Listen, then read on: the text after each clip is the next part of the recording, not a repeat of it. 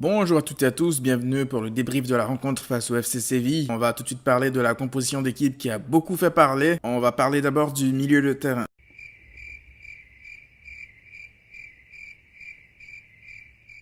Déjà, si on m'avait dit en 2011, en Xavi Iniesta, que le 19 juin 2020, quand on affronterait le FC Séville avec un milieu Busquets, Rakitic, Arturo Vidal, je vous aurais demandé un peu plus de respect en ma personne. Mais écoutez, en tant que fan du Barça, on a déjà vécu un milieu Rakitic, Vidal et Sergio Roberto. Donc ça va, on a déjà connu le triangle des Bermudes. Par contre, si on regarde ce milieu de plus près, certes, sur le papier, il est dégueulasse, mais en réalité, il est somme toute logique. Si on prend en compte le forfait de Frenkie de Jong et la prestation ridicule de Arthur lors du dernier match, j'ai plus tendance à plus en vouloir à Arthur qu'à Quique Setien pour ce milieu. Après, en règle générale, c'est aussi la faute de la direction, parce que si on se retrouve avec un milieu pareil, ça veut dire que le recrutement, le management a été mal géré. On a des joueurs qui n'ont pas le profil qui sont là, Rakitic par exemple, Riqui Puig qui aura bientôt 21 ans, mais qui n'a tellement pas eu de minutes en équipe première que ça serait ne pas lui rendre service de le titulariser face à cette équipe de Séville. Donc selon les circonstances, ce milieu de terrain, il me dégoûte,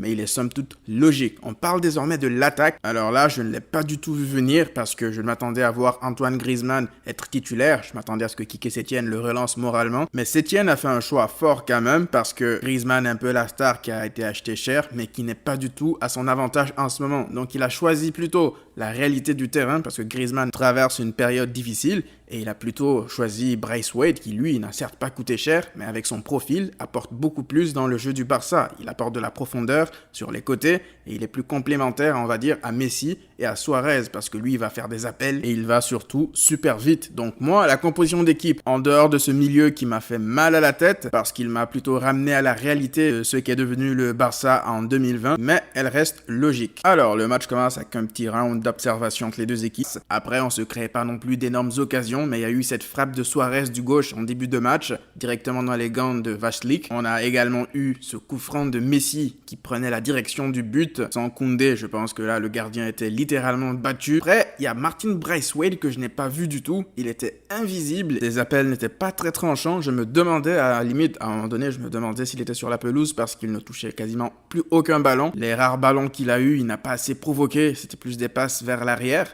Donc, ça n'a pas fait une grosse différence, en tout cas durant cette première mi-temps avec Griezmann. Peut-être qu'on avait plus besoin de l'insouciance et de la folie de Ansu Fati qui lui provoque balle au pied et est quand même assez efficace dans ce qu'il est jeune, mais il a quand même du potentiel et il arrive à débloquer des situations mal embarquées comme ce fut le cas à Leganés.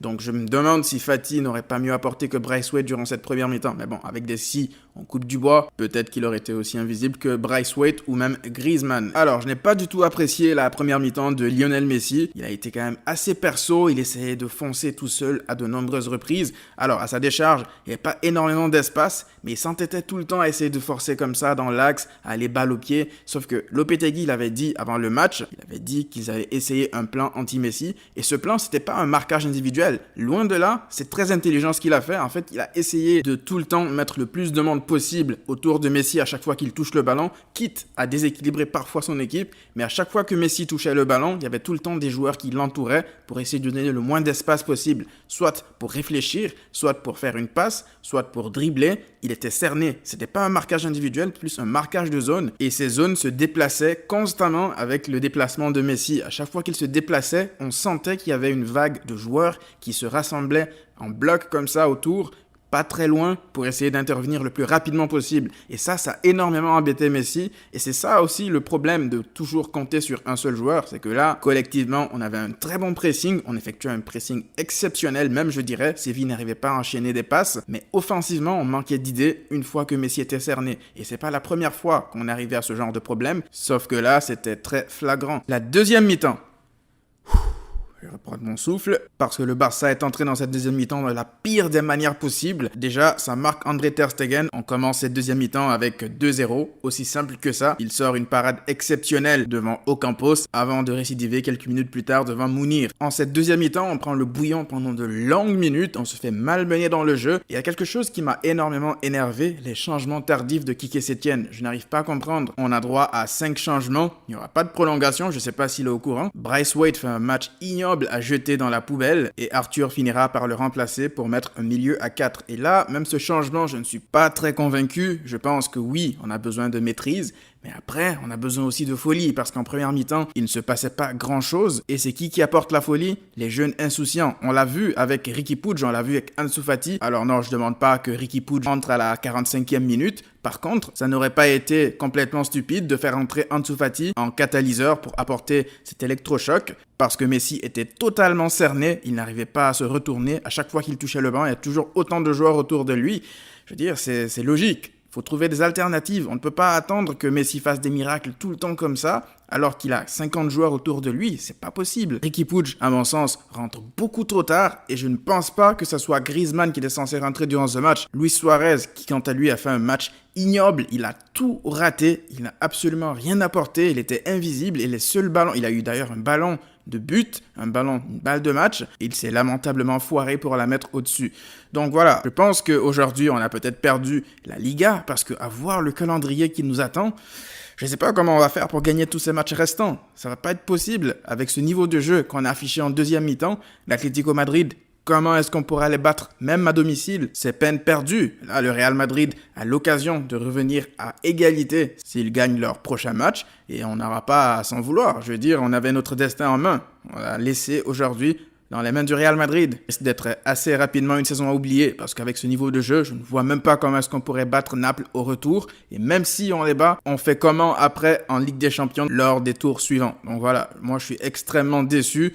On le voyait déjà depuis Leganés qu'on avait des difficultés offensives. C'était pas un hasard. Ça s'est reflété aujourd'hui. À aucun moment, on a senti cette équipe de Séville souffrir devant nous, devant des vagues du Barça dans la surface. Fernando, Diego Carlos, ils ont limite joué en pantoufles. Donc voilà, ça ne sert à rien de revenir là-dessus. Je pense que d'ailleurs, Séville aurait pu marquer durant ce match. Ils ont eu des occasions largement plus franches que les nôtres. Moi, j'étais quand même assez inquiet avant ce match. J'espérais qu'on puisse gagner. Mais honnêtement, aujourd'hui, sans Ter Stegen, on repart avec la défaite.